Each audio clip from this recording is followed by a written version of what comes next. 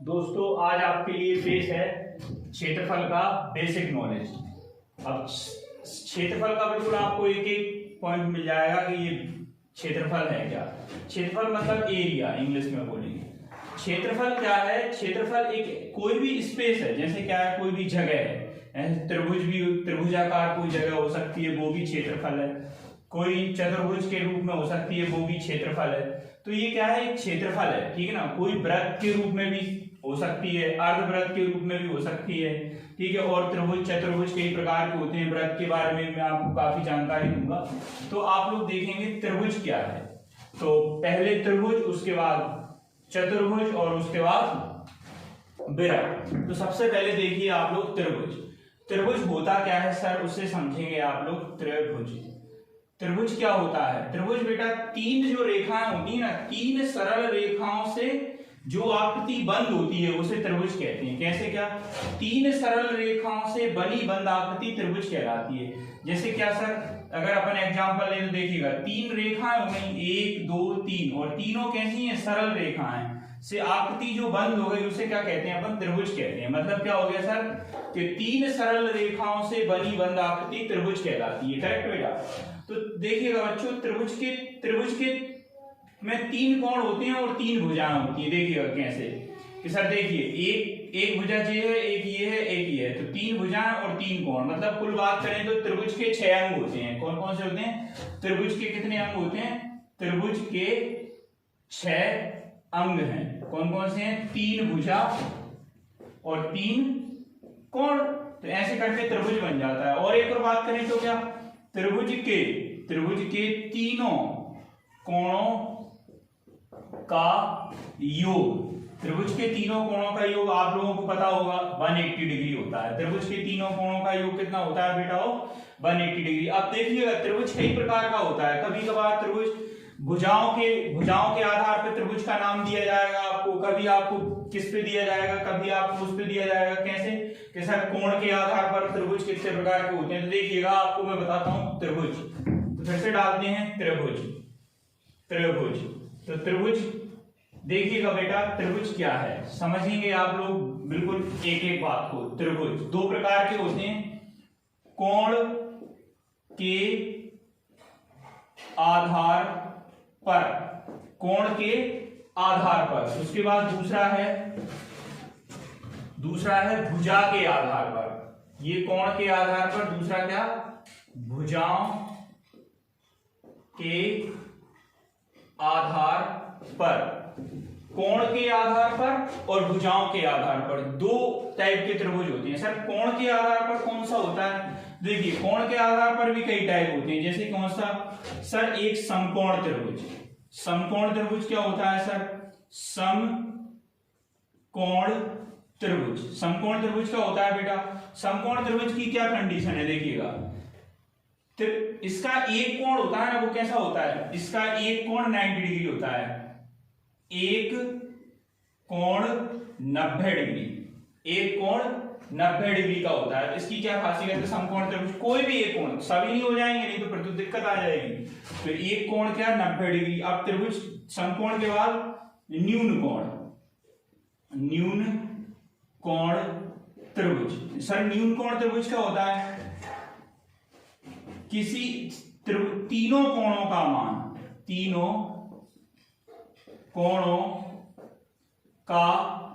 मान 90 डिग्री से कम। तीनों कोणों का मान 90 डिग्री से कम। तो ये है एक क्या? न्यून कोण त्रिभुज। तीनों कोणों का मान 90 डिग्री से कम। अगर इसका फिगर बनाना है तो कैसे बनेगा? ये इस तरह बनेगा। देखिएगा ये इस तरह से। ये देखिएगा बेटा, ये जो है ना, इसमें ये कोण भी 90 से कम होगा, ये कोण भी 90 से कम होगा, ये 90 से कम होंगे। सेम भी नहीं होंगे, सेम हो सकते हैं, वो कोई दिक्कत नहीं है। लेकिन क्या है कि आपको 90 से कम होगा। सेम हो तो भी ठीक है, नहीं है तो भी ठीक है। लेकिन क्या है, ये कितना होगा आपका? 90 से कम होगा। इसका साइन ऐसे, इस चित्र ऐसे बनता है। और इसका कैसे बनता है बेटा? ये है, इसमें कोई भी एक कोण का मान क्या होता है आपका? 90 डिग्री होता है। करेक्ट है। ये है आपका क्या? समकोण त्रिभुज हो गया, न्यून कोण त्रिभुज हो गया। उसके बाद कोण के आधार पर है अगला अधिक कोण त्रिभुज। अधिक कोण के बारे में बात करते हैं। अधिक कोण त्रिभुज। सर ये अधिक कोण त्रिभुज क्या होता है? किसी किसी एक कोण का मान 90 डिग्री से अधिक, मतलब किसी एक कोण का मान 90 डिग्री से अधिक होगा, एक कोण का मान 90 डिग्री से अधिक होगा, ठीक है। इसमें ये कैसे बनेगा, देखिएगा, इसको ऐसे बनाएंगे अपन लोग। ये जो कोण होगा वो कैसे होगा, 90 से बड़ा होगा, करेक्ट है। मतलब एक कोण, अगर सर दो कोण 90 से बड़े हो गए, अरे भाई अगर दो कोण 90 से, अगर मान लो एक 91 दूसरा 91, तो ये दोनों ही कितने हो गए आपके 182 हो गए। इसका मतलब क्या हो गया, ये 90, अपने को तो तीनों कोणों का मान 180 चाहिए था, ये तो दोनों दो की 180 से ऊपर निकल गया, इसलिए एक कोण का मान क्या होगा आपका, एक कोण का मान ही हो सकता है कितना, मतलब 90 से बड़ा, एक कोण का मान ही हो सकता है 90 से अधिक। अब क्या आ गया, भुजाओं के आधार पर कोण आ गया। तो अब भुजाओं के आधार पर कोण कैसे होते हैं समझिए आप लोग। भुजाओं के आधार पर सबसे पहले क्या, समबाहु त्रिभुज। मैं आप लोगों को इनके फॉर्मूले वगैरह भी सिखाऊंगा, अभी रुक जाइए थोड़ी देर बाद, ये क्या है इस वीडियो में हो जाएगा कंप्लीट। तो ये क्या है, भुजा समकोण त्रिभुज, भुजाओं के आधार में नहीं, समबाहु त्रिभुज। क्या, समबाहु त्रिभुज। समबाहु त्रिभुज में क्या होता है, ध्यान समझिए बेटा, सभी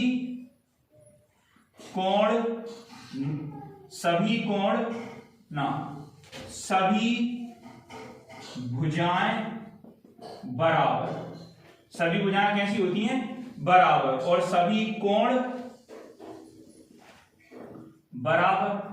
ये समबाहु त्रिभुज की खासियत है, सभी कोण बराबर और सभी भुजाएं बराबर। कि सर सभी कोण बराबर सभी भुजाएं बराबर मतलब क्या है, ये ऐसे साइन, इसका फिगर ऐसे बनेगा, मतलब कैसे बनेगा सर, ये इस तरह से फिगर बनेगा इसका, और इसमें देखिए ये है ए बी सी और ये इसके कोण है बेटा, मतलब क्या होगा सर, ए बी बराबर बी सी बराबर सी डी, ये रहेगा ए बी बराबर बी सी बराबर सी ए, ओके। और कोण क्या रहेंगे, कोण ए बराबर कोण बी बराबर कोण सी, और ये फिक्स है कि तीनों कोणों का मान इसमें कितना होता है, 60 डिग्री। ये है आपका क्या, समबाहु त्रिभुज। मतलब सभी कोण बराबर सभी भुजाएं बराबर, और कैसे होंगी, ए बी के बराबर बी सी होगी, बी सी के बराबर सी ए होगी, करेक्ट है। इसके बाद कोण ए का मान कोण बी के बराबर, कोण सी का मान बी नी के बराबर, तो मतलब और तीनों इक्वल है, मतलब 6 6 6 मतलब 60 60 60 60 60 60 तीन बार 180, तीनों कोणों का मान भी 180 हो गया।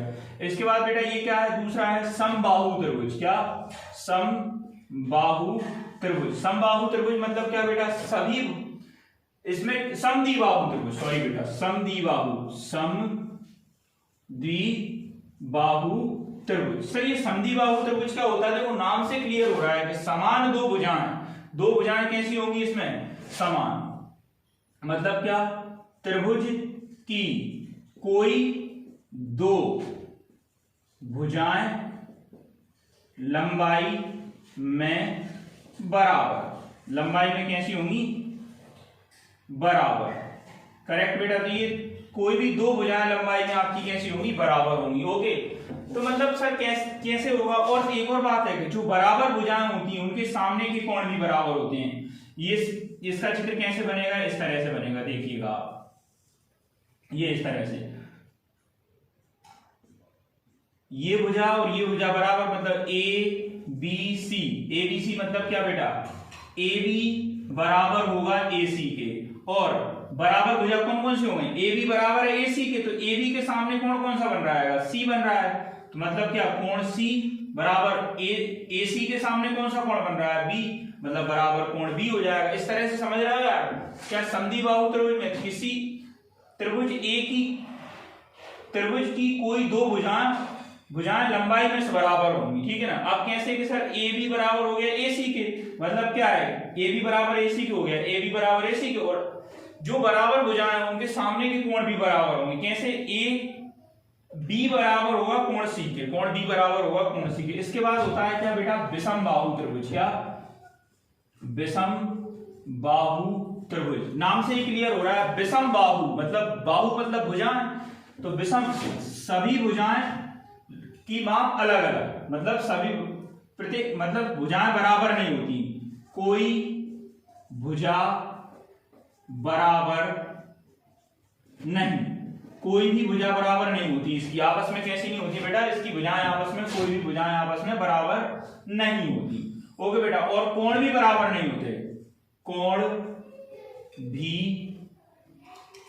भी बराबर नहीं। तो ये सीन है, मतलब क्या था आपके लिए मैंने बताया था त्रिभुज के बारे में। देखो कोण के आधार पर त्रिभुज हो गया और भुजाओं के आधार पर। कोण के आधार पर कितने प्रकार कौन कौन से होते हैं बेटा? कोण के आधार पर समकोण त्रिभुज, न्यून कोण त्रिभुज, अधिक कोण त्रिभुज। अब भुजाओं के आधार पर कौन कौन सा हो गया? समबाहु त्रिभुज, समद्विबाहु त्रिभुज और विषमबाहु त्रिभुज। तो ये इस तरह से आपका क्या रहेगा, त्रिभुजों का थोड़ा सा नॉलेज है अभी। तो इसमें क्या है आपको देखिएगा कैसे क्या समबाहु त्रिभुज का फॉर्मूला आएगा, समद्विबाहु त्रिभुज के बारे में बताऊंगा मैं आपको, और विषमबाहु त्रिभुज का फॉर्मूला लिखाऊंगा। समकोण त्रिभुज के बारे में कुछ और पढ़ेंगे अपन लोग। तो कैसे क्या होगा सर, थोड़ा देखिएगा बच्चों आप लोग क्या होगा। सबसे पहले देखिएगा, कोई भी एक जर्नल त्रिभुज है तो कैसे लिखेंगे अपन लोग? त्रिभुज का क्षेत्रफल। तो त्रिभुज का क्षेत्रफल क्या होता है? 1/2 आधार गुणा ऊंचाई, आधार गुणा ऊंचाई। सर ये त्रिभुज में आधार कहां पे होगा, ऊंचाई कहां पे होगी? कोई भी एक कॉमन त्रिभुज की बात कर रहा हूं मैं, ना ये समबाहु बोला, ना विषमबाहु बोला, ना समद्विबाहु बोला, ना समकोण बोला, कोई भी नहीं बोला मैंने। एक कोई भी जर्नल त्रिभुज की बात कर रहे हैं तो कैसे भी बना दो, आपकी मर्जी है, उसको मैंने ऐसे बना दिया। तो ये हो गया इसका आधार, करेक्ट है। और ये यहां से यहां तक जो परपेंडिकुलर है वो क्या है, ऊंचाई है। तो किसी भी त्रिभुज का क्षेत्रफल निकालेंगे कैसे निकलेगा? त्रिभुज का क्षेत्रफल 1/2 आधार गुना ऊंचाई। अब देखिएगा बेटा क्या, समकोण त्रिभुज। तो समकोण त्रिभुज का क्षेत्रफल, तो मेरे दोस्तों समकोण त्रिभुज का क्षेत्रफल कैसे निकलेगा? 1/2 आधार गुना ऊंचाई भी कह सकते हैं और लंब भी कह सकते हैं। क्यों? क्योंकि समकोण त्रिभुज ये इस तरह बनेगा, तो ये आधार हो गया और ये लंब हो गया, तो ये लंब ही ऊंचाई हो जाती है समकोण त्रिभुज के मामले में। और समकोण त्रिभुज में एक प्रमेय लगती है बेटा, क्या? पाइथागोरस प्रमेय। इसमें क्या रहता है? कर्ण का वर्ग बराबर लंब का वर्ग, लंब का वर्ग प्लस आधार का वर्ग। ये आगे पीछे भी हो सकते हैं लंब और आधार, ये ध्यान रखना आप लोग। तो ये है क्या आपका, कर्ण का वर्ग बराबर लंब का वर्ग प्लस आधार का वर्ग। ये है क्या, समकोण त्रिभुज के बारे में थोड़ा सा, ठीक है। इसमें एक बात ध्यान रखना, किसी एक कोण का मान 90 डिग्री होता है बेटा, ठीक है ना। और एक और बात बता देता हूं क्या, कि जैसे इसमें जो है कि सर ये ही लंब क्यों हो गया, क्योंकि इसमें ये थीटा होगा तो ये लंब होगा, और ये थीटा होगा तो फिर आधा, जहां आधार लिखा है वो लंब हो जाएगा। ध्यान रखना, थीटा पे डिपेंड करता है कि कौन लंब है और कौन आधार है, ठीक है ना। जहां कोण बन रहा होगा उसके सामने वाली भुजा लंब होती है, करेक्ट बेटा। इसके बाद देखिए आप लोग समबाहु त्रिभुज का क्षेत्रफल, क्या? समबाहु त्रिभुज का क्षेत्रफल। अब समबाहु त्रिभुज का क्षेत्रफल सर क्या है? समबाहु त्रिभुज का क्षेत्रफल √3/4 भुजा स्क्वायर, √3/4 भुजा स्क्वायर। सर इसकी भुजा क्या होती है? देखिए मैं आपके लिए समबाहु त्रिभुज बना रहा हूं, कैसे बनेगा। इसकी सभी भुजाएं लगभग क्या इक्वल रहती हैं। मतलब क्या होगा बेटा, अगर कोण का भुजा का नाम ए है तो क्या हो जाएगा, √3/4 a², करेक्ट बेटा। अगर इसके परिमाप की बात करें अपन लोग, समबाहु त्रिभुज का परिमाप, इसको बच्चों परिमिति बोलते हैं, पेरीमीटर बोलते हैं, तो ये क्या हो जाएगा 3a। सर ये 3a क्यों हो गया? a 3, ठीक है ना। इस तरह से ये समबाहु त्रिभुज का आपको समझ में आया होगा थोड़ा सा, क्या समबाहु त्रिभुज का क्षेत्रफल क्या होता है। अब समबाहु त्रिभुज के बाद दोस्तों आपके लिए बताता हूं मैं क्या है विषमबाहु त्रिभुज का क्षेत्रफल। विषमबाहु त्रिभुज का क्षेत्रफल बड़ा ही सिंपल है, कैसे पता चलेगा? आप लोगों ने बचपन में पढ़ा है, जरूर पढ़ा है, देखिएगा कैसे है। तो इधर दिखाता हूं मैं आपके लिए विषम बाहु त्रिभुज का क्षेत्रफल। विषम बाहु त्रिभुज का क्षेत्रफल बेटा आपने पढ़ा होगा under root s minus a, s minus b, s minus c। ये है क्या विषम बाहु त्रिभुज का क्षेत्रफल। सर यहाँ s क्या है? जहां s क्या है बेटा? जहां अर्ध परिमाप क्या बेटा? सर ये अर्ध परिमाप s equal to a plus b plus c बटे 2, a plus b plus c बटे 2। सर ये a b से क्या है? देखिए अगर कोई त्रिभुज विषम बाहु त्रिभुज, मतलब तीनों भुजाओं की लंबाई अलग अलग, तो ये a हो गई, ये b हो गई, ये c हो गई, तो क्या हो गया? तीनों भुजाएं जो देगा अब जो भी दे दे यार, वो 2 दे दे, 4 दे दे, 5 दे दे, 6 दे दे, वो आप उसके ऊपर डिपेंड करता है। तो ये था क्या आपके लिए विषम, मतलब क्या, त्रिभुज का नॉलेज। आपको त्रिभुज के बारे में संपूर्ण ज्ञान तो नहीं है, लेकिन क्या है जितना था उतना लगभग मैंने आपको दिया है। और कुछ और विशेषताएं रहती हैं यार त्रिभुज में, क्या रहती है सर, देखिए ध्यान से बेटा। कोई स्टार पॉइंट है, मतलब ये क्या पॉइंट है, कोई भी त्रिभुज हो, किसी भी त्रिभुज में, कैसे क्या लिखोगे आप लोग, किसी भी त्रिभुज में किन्हीं दो भुजाओं का योग, किन्हीं दो भुजाओं का योग तीसरी भुजा से हमेशा बड़ा होगा। मतलब क्या, किसी भी त्रिभुज में किन्हीं दो भुजाओं का योग तीसरी भुजा से हमेशा बड़ा होगा। तो सर ये कैसे हो सकता है, समझ नहीं आया, मैं बताता हूं आपको कैसे से होगा। देखिए मान लीजिए त्रिभुज की जो 2 3 4 थी, कोई भी दो जोड़िए आप, जो आपकी मर्जी है। ये दोनों जोड़ो 5 हो गई, तीसरे से बड़ी आ रही है। इन दोनों जोड़ो 7 हो गई, इससे बड़ी आ रही है। इन दोनों जोड़ो 6 हो गई, इससे बड़ी आ रही है। मतलब क्या है, कोई भी दो जोड़ लो, तीसरी से उसकी वैल्यू हमेशा बड़ी आएगी। और बेटा ये क्या बोला, योग की बात की मैंने, क्या बात की आपसे, योग की। लेकिन अगर मैं बोल दूं क्या, किसी भी त्रिभुज में किन्हीं दो भुजाओं का अंतर तीसरी भुजा से हमेशा कम होगा। कैसे होगा, कम होगा या छोटा होगा, बात एक है, कम होगा या छोटा होगा। तो ये बात आपकी समझ में आई क्या नहीं, त्रिभुज के बारे में थोड़ा बहुत नॉलेज है ये, और भी आपको देखना पड़ेगा, क्वेश्चन कराऊंगा जब आपके सामने आएगा कि त्रिभुज कितना बेहतरीन है। तो किसी भी त्रिभुज में किन्हीं दो भुजाओं का योग तीसरी से बड़ा, और किन्हीं दो योग होगा वो तीसरी से बड़ा, और अंतर होगा वो तीसरी से छोटा होगा। करेक्ट बेटा, तो ये त्रिभुज के लिए था। अब इसके बाद अगला टॉपिक है आपका क्या, चतुर्भुज। अब चतुर्भुज की बात करते हैं बेटा। तो चतुर्भुज को समझिए आप लोग, चतुर्भुज क्या है। तो चतुर्भुज देखेंगे अपन लोग, चतुर्भुज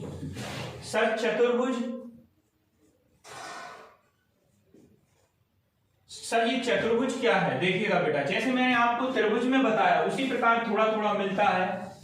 चतुर्भुज क्या सीन है सर, इसमें क्या क्या हो सकता है, ध्यान से समझिए बेटा। चतुर्भुज में क्या होता है, 4 सरल रेखाओं से बनी बंधाकृति चतुर्भुज कहलाती है। 4 सरल रेखाओं से बनी बंधाकृति क्या कहलाती है, चतुर्भुज। देखिए कैसे, 1 सरल रेखा, 2 सरल रेखा, 3 सरल रेखा, 4 सरल रेखा, चारों से जो स्पेस गिर गया वो क्या हो गया आपका, चतुर्भुज हो गया यार। 4 सरल रेखाओं से बनी बंधाकृति क्या हो गई, चतुर्भुज हो गई। अब समझिए बेटा ध्यान से, चतुर्भुज के चारों कोणों का योग, मतलब सभी कोणों को जोड़ दें अपन लोग, चतुर्भुज के चारों कोणों का योग कितना होता है बेटा, 360 डिग्री, 360 डिग्री। ध्यान समझना बेटा, चतुर्भुज के चारों कोणों का योग कितना होता है, 360 डिग्री। ये बात है। उसके बाद देखिए, अब आपको मैं चतुर्भुज के बारे में बताता हूं। सबसे पहले चतुर्भुज के में ऐसे कोण वगैरह, जैसे इसमें था ना, कोण के आधार पर और भुजाओं के आधार पर, इसमें ऐसा नहीं है। इसमें तो क्या है कि देखिए आप लोग, सबसे पहला वेरी वेरी इंपॉर्टेंट आयत। आयत सर, ये आयत क्या होता है, रेक्टेंगल बोलते हैं बेटा इंग्लिश में इसको। अब इसमें इसकी क्या विशेषता है, पहले तो आप देखिएगा इसका फिगर कैसे बनता है, ये इस तरह बनता है। मतलब क्या, थोड़ा सा लंबा रहेगा और उधर से सकरा रहेगा, ठीक है ना। तो ये है क्या, चतुर्भुज। अब सर इसमें क्या है, इसको बोलते हैं एल, इसको बोलते हैं बी, मतलब लंबाई और चौड़ाई, ठीक है। और ये क्या है सर, इसमें यहाँ पे ये विकर्ण होते हैं, तो यहाँ पे ये क्या होते हैं, विकर्ण, मतलब ए बी सी डी। अगर इसकी परिभाषा बोलूं तो क्या होगी, चतुर्भुज में आमने सामने की भुजाएं बराबर, आमने सामने की भुजाएं कैसी होती हैं, बराबर, और प्रत्येक कोण कितना होता है, 90 डिग्री का होता है। करेक्ट बेटा, ठीक है। इसको मैं अगर लिखूं, भुजाओं की बात करूं तो ए बी बराबर सी डी के, और ए डी बराबर किसके, बी सी के, और कोण क्या होगा, विकर्ण क्या होंगे बेटा, ए सी बराबर होगा बी डी के। ये है आपका क्या, आयत। अब आयत के बारे में और भी देखिए बेटा, आयत का क्या होता है, आयत का क्षेत्रफल। आयत का क्षेत्रफल बड़ा ही सिंपल होता है, लंबाई गुणा चौड़ाई। ठीक है, इसका परिमाप कैसे निकलता है आयत का? परिमाप देखिए बेटा, परिमाप कैसे परिमाप होता है बेटा? 2l plus B. सर ये 2l प्लस बी समझ नहीं आया मुझे, कैसे हो गया? मैं आपको इधर समझा देता हूं। देखिए इधर ये l है, ये l है, ये b है, ये b है, क्योंकि आमने सामने भुजाएं सभी बराबर है। l और l जोड़ो 2l हो गया, b और b जोड़ो 2b हो गया, 2 कॉमन ले लिया, l प्लस b हो गया यार, क्या दिक्कत है इसमें? ठीक है, तो ये हो गया बेटा आपका क्या? परिमाप। परिमाप के बाद और देखिएगा बेटा आप लोग, परिमाप के बाद इसमें एक और निकलता है क्या? विकर्ण। विकर्ण का सूत्र होता है √l² प्लस b²। ये है आयत का विकर्ण, आयत का क्षेत्रफल और आयत का परिमाप। और आयत के बारे में मैंने आपको बताया भी है। क्या बताया है बेटा? कि आमने सामने की भुजाएं बराबर तथा प्रत्येक कोण 90 डिग्री होता है। ये आयत है बेटा, ध्यान समझना आप लोग। और थोड़ा सा अगर आयत के बाद अपन अगला देखें तो वर्ग आता है। क्या आता है? वर्ग, जिसे स्क्वायर बोलते हैं बेटा। क्या बोलते हैं अपन लोग? स्क्वायर बोलते हैं। तो ये समझिए आप, इसमें क्या सीन बनता है। ये देखो आयत ही है लगभग लगभग, ये क्या है? आयत ही है, लेकिन क्या है? आयत पूरा नहीं है। किसी आयत की मतलब अगर इसकी परिभाषा बात करूं तो आयत की सभी भुजाओं को लंबाई में बराबर कर दें, आयत की सभी भुजाओं को लंबाई में बराबर कर दें तो वह वर्ग बन जाता है। तो देखिएगा ये a हो गई इसकी भुजा, ये a है, ये है, ये मतलब ये सभी चारों भुजाएं आपस में कैसी हो गई? बराबर। और इसमें कौन कौन सी? ये दोनों बराबर और ये दोनों बराबर। ठीक है ना? तो इसमें ये अब इसका सर और भी इसमें क्या रहता है, ये देखिएगा बेटा, इसमें ये विकर्ण है, ये दोनों विकर्ण है। इसमें एक वेरी वेरी इंपॉर्टेंट पॉइंट है। क्या है सर? इसके विकर्ण एक दूसरे को 90 डिग्री पर मतलब 90 डिग्री पर काटते हैं। इसके विकर्ण एक दूसरे को कितने पे काटते हैं बेटा? और 90 डिग्री पे काटते हैं। और समझिए थोड़ा सा, वर्ग का क्षेत्रफल। वर्ग का क्षेत्रफल क्या होता है बेटा? वर्ग का क्षेत्रफल देखो यहाँ क्या था? लंबाई गुणा चौड़ाई था। तो यहाँ लंबाई भी a है और चौड़ाई भी a है, मतलब a इंटू a बोले तो a² मतलब क्या? भुजा स्क्वायर। सही है। अब इसका परिमाप बेटा, परिमाप परिमाप a 4 बार है तो कितने हो जाएगा? 4a हो जाएगा। इसके बाद इसके विकर्ण की बात करते हैं। विकर्ण की बात करते हैं। विकर्ण क्या होगा बेटा? a√2। a√2 आगे बात समझ में? ये है क्या बेटा? इतना। अगर इसके बारे में और लिखना भी चाहते हो क्या लिखोगे यार? सभी भुजाएं बराबर, ठीक है, और सभी कोण 90 डिग्री के और विकर्ण भी बराबर होते हैं। ये हो गया बेटा क्या आपका? क्या? वर्ग। अब इसके बाद देखिए क्या? समांतर चतुर्भुज। समांतर चतुर्भुज। सर समांतर चतुर्भुज क्या है? ये देखिएगा एक आयत के जैसा होता है ये, लेकिन आयत नहीं होता सर। ये है समांतर। ये मैंने जो फिगर बनाया है बच्चों, ये है क्या? समांतर चतुर्भुज का। ध्यान से देखेंगे आप लोग, ये क्या है आपका? समांतर चतुर्भुज। ध्यान से देखना बेटा, ये इसकी लंबाई है और ये इसकी क्या है? चौड़ाई है। देखिए आयत जैसा ये लगभग लगभग देखें इधर, बस आयत में मैंने क्या किया? इधर धक्का लगा दिया, यहाँ पुश कर दिया इसको। इसको इधर पुश करेंगे तो इधर की तरफ से लग आएगा। तो यही हो गया क्या आपका? समांतर चतुर्भुज। करेक्ट दोस्तों। अब क्या है? समांतर चतुर्भुज का क्षेत्रफल जो होता है वो कैसे निकलता है? देखिए समांतर चतुर्भुज का क्षेत्रफल। समांतर चतुर्भुज का क्षेत्रफल क्या बेटा? आधार गुणा ऊंचाई। क्या बच्चों? आधार गुणा ऊंचाई। ओके, आधार गुणा ऊंचाई, ये इसका क्या है? क्षेत्रफल है। अब परिमाप की बात करते हैं। देखो बेटा परिमाप, परिमाप इसका वही होगा यार जो आयत का है। क्यों? आयत की आयत को बस पुश किया है यार, इधर से लंबाई चौड़ाई में तो ना कोई परिवर्तन किया है, तो उसके परिमाप में अंतर आया। और एक और सुनो बेटा, इसका ये एक विकर्ण है, एक विकर्ण हो गया, उसके बाद एक विकर्ण ये है, ये डैश डैश डैश डैश कर रहा हूं मैं।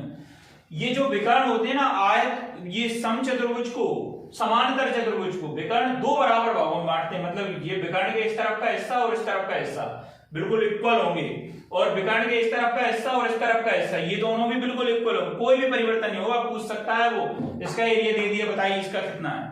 ठीक है, तो ये हो गया बेटा क्या? समांतर चतुर्भुज। समांतर चतुर्भुज के बाद अगला है आपका, देखें अगला, समांतर चतुर्भुज के बाद अगला है समचतुर्भुज।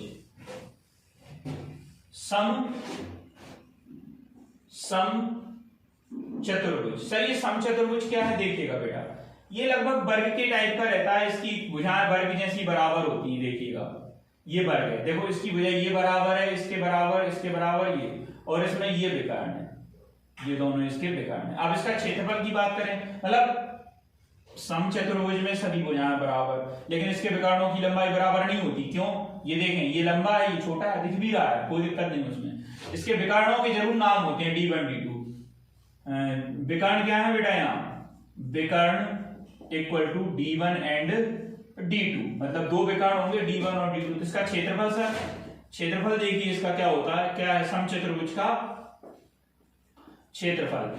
तो समचतुर्भुज का क्षेत्रफल भाग into D1 D2, 1/2 D1 into D2। अब सर इसका परिमाप, तो परिमाप देखिए आप, इसका परिमाप होता है वही 4a। परिमाप कितना हो गया इसका? 4a हो गया। तो ये इसका क्या था, समचतुर्भुज के बारे में। इसकी भी सभी भुजाएं बराबर होती हैं। और बेटा इंपोर्टेंट बात करें तो वही फिर से यहाँ पे क्या लिख देता हूं, चाहो तो आप लोग, समचतुर्भुज के विकर्ण एक दूसरे को सम कोण पर प्रतिच्छेदित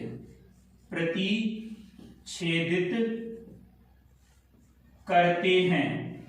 समचतुर्भुज के विकर्ण एक दूसरे को समकोण पर प्रतिच्छेदित करते हैं। ये था बेटा क्या, समचतुर्भुज। समचतुर्भुज के बाद आखिरी है क्या, समलंब चतुर्भुज। समलंब चतुर्भुज, समलंब चतुर्भुज। सर समलंब चतुर्भुज क्या होता है बेटा? ये बड़ा सरल है। देखिए क्या सरल है इसमें, ये देखिएगा, ये इस तरह बनता है बेटा, इस तरह भी बनता है और ऐसे भी बन जाता है। नहीं ये ऐसे ही बनता है, इस तरह ही बन जाएगा ये। और इसमें बस एक खासियत रहती है क्या, कोई दो भुजाएं आपस में समांतर होती है। जैसे इसका नाम दें ABCD, और इसका भी नाम दिया ABCD।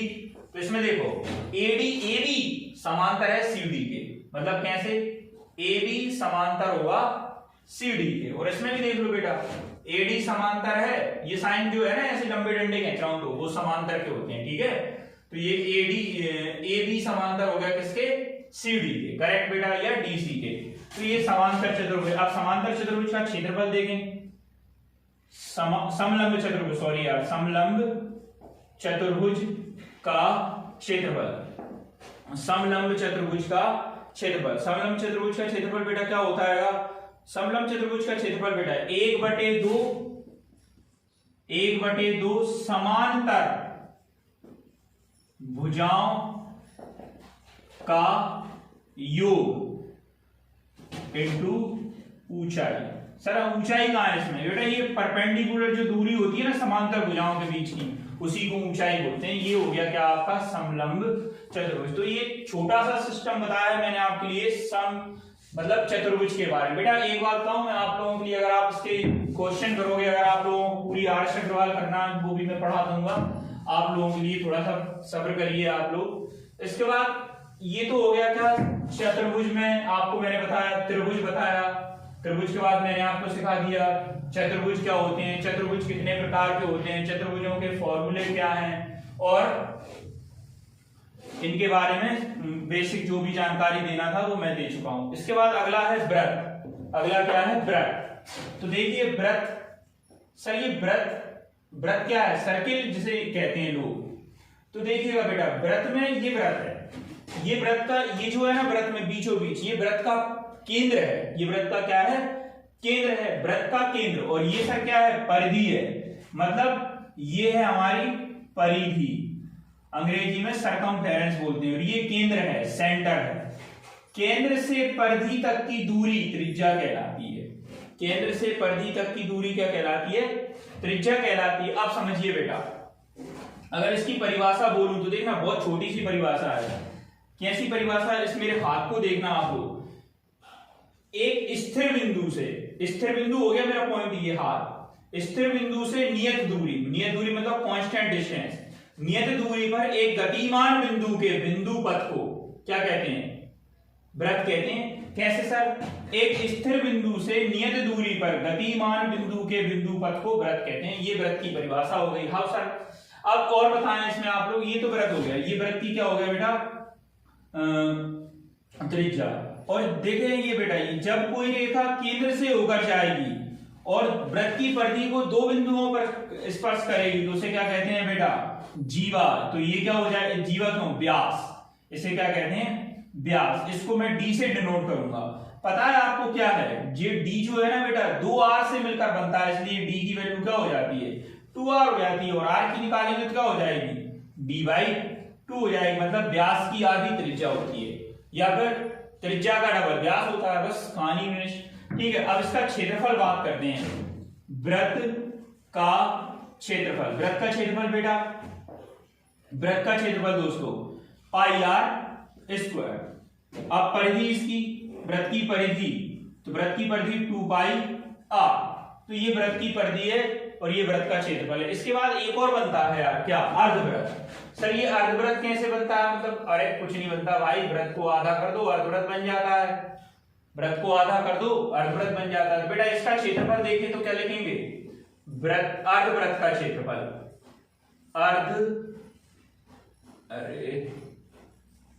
अर्धवृत्त का क्षेत्रफल। वृत्त के क्षेत्रफल को आधा कर दिया, मतलब अर्धवृत्त का क्षेत्रफल क्या, πr²/2।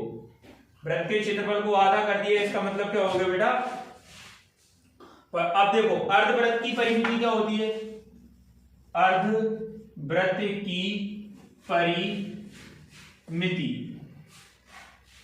परिमिति क्या होती है बेटा इसकी, देखें ध्यान से समझा, मैं समझाऊंगा। देखो यहां से यहां तक तो पूरी तो क्या होती है 2πr होती है, लेकिन बेटा आधी है तो आधी कर दी, मतलब 2 का भाग लगा दिया, 2 से 2 कट जाएगा, प्लस।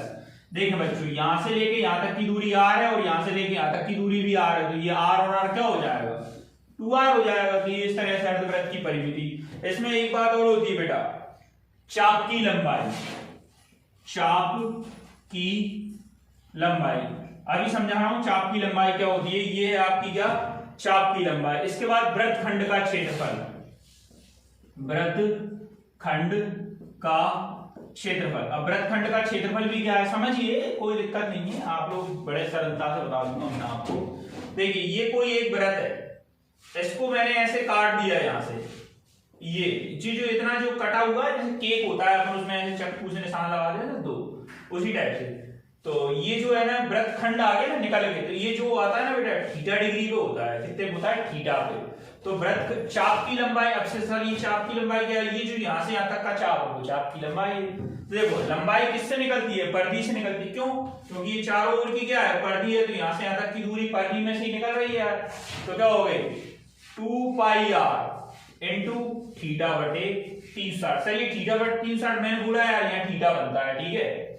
और वृत्तखंड का क्षेत्रफल बोला πr², तो ये भी थीटा पे बनता है, तो θ/360। तो दोस्तों आप लोगों को मैंने बताया क्षेत्रफल की बिल्कुल बेसिक नॉलेज दिया है, पूरा बेसिक नॉलेज दे दिया मैंने आपको क्षेत्रफल के बारे में। अगर आपको कोई डाउट है तो आप मुझसे बिल्कुल पूछ सकते हैं। मेरा नंबर है ये 9039002710। ओके दोस्तों, और आपको जो भी डाउट है आप कमेंट लाइक करके बताना मेरे को जरूर, तो मैं आपके क्या है सवाल का बिल्कुल सॉल्यूशन दूंगा। आप कोई भी क्वेश्चन भी पूछ सकते हो मेरे से, इस नंबर पे व्हाट्सएप नंबर है ये, इस पे आप कॉल करके या व्हाट्सएप करके मैं आपको कोई भी किसी भी बुक का क्वेश्चन हो मैं आपको सॉल्व करके दिखाऊंगा। करेक्ट है। तो आज के लिए धन्यवाद बच्चों, थैंक यू।